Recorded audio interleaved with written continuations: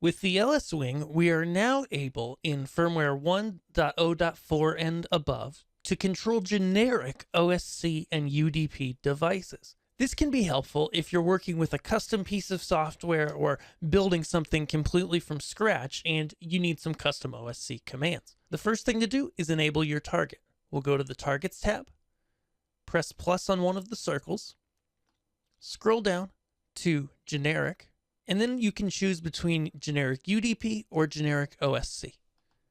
For this example, I'm going to do both. Now, just like any other device, you can name it what you wish, set the IP address and the port that you wish to go upon. Awesome. Now let's head to the Mapping tab. On the Mapping tab, we'll press plus to create a new mapping and then press Edit. Of course, you can use an existing mapping as well. Press Yes. Now, select any button or fader and hit Add. Scroll down to your generic UDP or OSC. Now note, only the devices that you have enabled in targets will show up here, so your list may not be as long as mine. Let's start with generic OSC.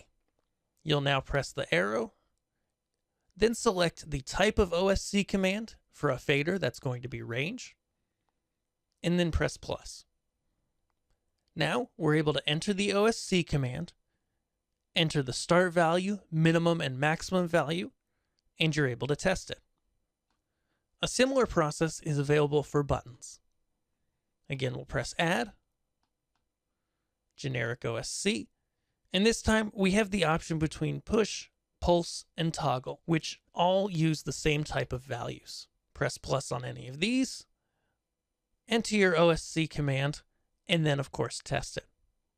UDP commands work generally the same way. Select the button or fader, press Add, choose the UDP command, press Send Command, and the plus sign. Then you're able to enter any command, and it will also be shown here in the hexadecimal format. Press Test if you wish, and you're good to go. Now you can use any device, custom software, or solution with the LS Wing and get complete control via OSC or UDP commands.